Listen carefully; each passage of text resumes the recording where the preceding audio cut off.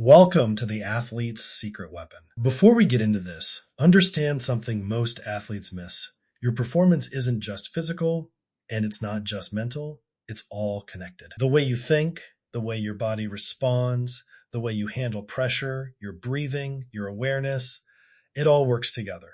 When that connection is off, you feel it. But when it's aligned, everything slows down, everything feels clear, and you start playing at a different level. That's what we're training here. Not just your mind, but your mind, your body, and your connection to something bigger than the moment in front of you. Hook.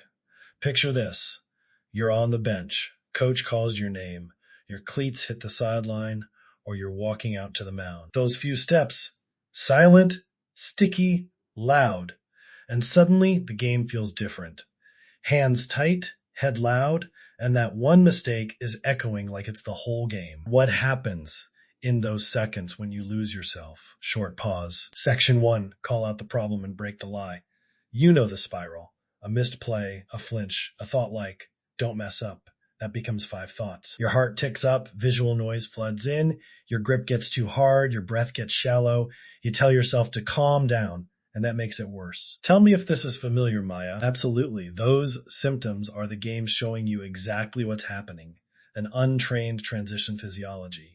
It's not lack of effort. It's not you're soft or you don't want it enough. What you're feeling is your autonomic nervous system shifting, often a sympathetic spike, and your brain narrowing attention in a way I call sensory gating. That makes everything feel louder and smaller at the same time.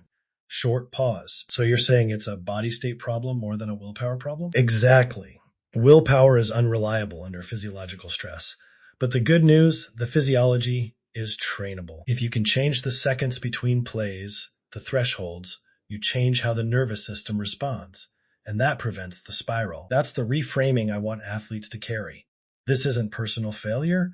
It's an untrained window, and windows can be trained. Section 2, teach the secret weapon.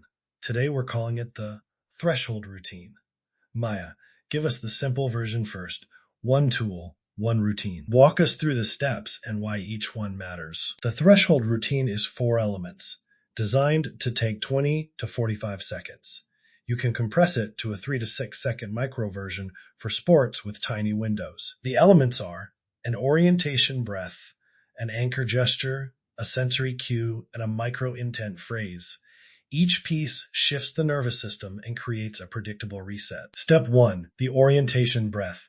A slow inhale through the nose for 3 to 4 seconds, then a controlled exhale for 5 to 6. This pattern downregulates the sympathetic surge and gives you a beat to orient. Try it with me now. Inhale, 2, 3, short pause, exhale, 2, 3, 4, 5.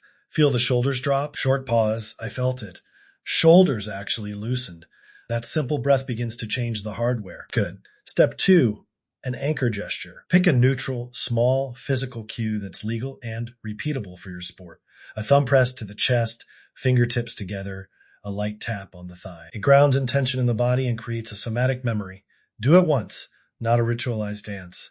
Keep it discreet and fast. Step 3 is the sensory cue, right? Explain that. Yes, add a single sensory cue to reorient your external focus. Feel the texture of the ball for a second. Notice the weight of your shoes on the ground, or listen for the squeak of the court under one step. It pulls attention from internal chatter into actionable present moment feedback. And step 4, the micro intent phrase. Pick one short active word. Now, play, clear, spoken internally or quietly out loud.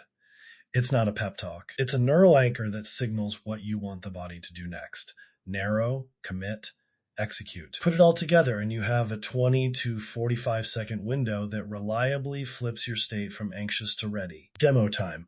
Give listeners a full version they can use in practice today. Lead us. Okay. 1. Orientation breath. Inhale 1, 2, 3, 4. Exhale 1, 2, 3, 4, 5. 2. Anchor gesture. Light thumb press to sternum. 3. Sensory cue. Feel the ground under your feet for 1 heartbeat. 4. Micro intent. Internal. Play. Total 25 seconds. Try it now. Inhale. 2, 3, 4. Exhale. 2, 3, 4, 5. Anchor gesture now. Feel the ground. play, short pause. That felt like switching lanes. Your mind went from scattered to focused in a breath. But athletes will say, I don't have 25 seconds. So what's the micro version? Micro version for tight windows, 1 slow breath in 2 counts, 1 exhale in 3, a micro anchor, tap your thumb and index, and the single word done in 3 to 6 seconds. It's less of a ritual and more of a precise reset. Match the version to your sport and the time available. Section 2 continued, practice plan and sport variations. Give us a simple 7-day plan so listeners don't try it once and give up. Week 1, the 7-day trial. Day 1, practice the full 25-second routine 10 times in a calm setting, morning or pre-warm-up. Day 2 to 3, embed the routine into 3 practice transitions after a drill set, before a scrimmage rep, before a free throw. Day 4 to 6, use the micro version during live scrimmage transitions 15 times across sessions. Day 7, review. Record 1 short clip of your routine in practice and note 3 markers: how quickly your breath normalized, whether your focus returned faster after an error, and how many times you used the routine under pressure. Repeat for 2 weeks and measure improvement. Give coaches and athletes a few sport-specific tweaks so this actually fits in the flow. Basketball, free throws, anchor on fingertip alignment. Take the orientation breath at the top of the routine while squaring feet. Baseball, on the mound, place 1 foot on the rubber, do 1 orientation breath, tap the glove once as the anchor, then the micro intent. Tennis, between the bounce and the toss. Inhale slow, index finger to wrist as anchor, mental, now right before toss. Soccer, restart. After the whistle, take a micro breath, press thumb to thigh as anchor, focus on the ball's seam. Each variation keeps the routine under 20 seconds. And sport specific. What should athletes measure so they know it's working? 3 measurable markers. 1, recovery after error. Does heart rate or breathing normalize faster? 2, consistency count.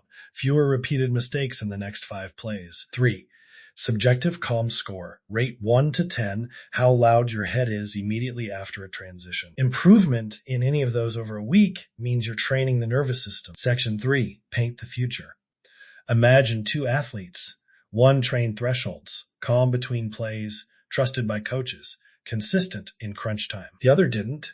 The same mistakes compound, coach loses confidence, and every late game decision becomes a risk.